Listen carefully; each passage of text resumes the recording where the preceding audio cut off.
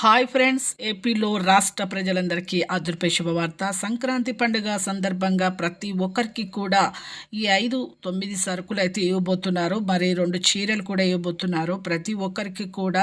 అలాగే రేషన్ బియ్యం మరి ఎంత ఇవ్వబోతున్నారు, మరి ఎన్ని కిలోలు ఫ్రీగా ఇవ్వబోతున్నారా లేదా, మరి ఏ ధరలు కూడా తగ్గాయి, ఇంకా ఏ సరుకులు ఈ 9 సరుకులు ఏంటి తెలుసుకునే ముందు ఒక చిన్న లైక్ చేయండి. వీడియో ఇన్ఫర్మేషన్ అనేది అందరి ముందరికి వెళ్ళి తెలుస్తుంది, వాళ్ళకు కూడా యూజ్ అవుతుంది అనమాట. లేట్ చేయకుండా అయితే వీడియోలకు అయితే వెళ్ళిపోదాం ఫ్రెండ్స్.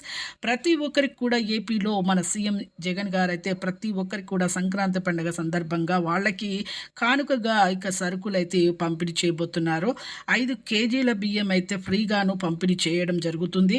ప్రతి ఒక్కరికైతే ఈ యొక్క సంక్రాంతి పండుగకు ప్రతి ఒక్కరికి కూడా 5 కేజీల బియ్యం అయితే, కిలోల బియ్యం అయితే ఫ్రీగాను పంపిణీ చేయబోతున్నారు. ఎంతమంది కుటుంబ సభ్యులు ఉంటే అంతమందికి అయితే ఆ ఇంట్లో ఫ్రీగా అయితే ఒక కార్డు పైన రావడం జరుగుతుంది. అలాగే వీళ్ళకి ఇక బియ్యం వద్దంటే మనీ కూడా ఇవ్వడం కూడా జరుగుతుంది. అలాగే ఇంకా వీళ్ళకి సరుకులతో పాటు చీరలు కూడా పంపిణీ చేస్తున్నారు ఈ పండుగకి. అలాగే వీళ్ళకి కందిపప్పు కందిపప్పు అయితే 67 కిలోల 67 రూపాయలకైతే కేజీలకైతే మనకైతే రావడం జరుగుతుంది. కందిపప్పు కూడా వీళ్ళకైతే రేట్ అనేది తగ్గించడం జరిగింది. కిలో కందిపప్పు 67 రూపాయలకైతే ఇవ్వడం జరుగుతుంది. అలాగే ఇక వీళ్ళకు చక్కెర కూడా అర కేజీ కిలో వరకైతే వీళ్ళకు ఇవ్వడం జరుగుతుంది.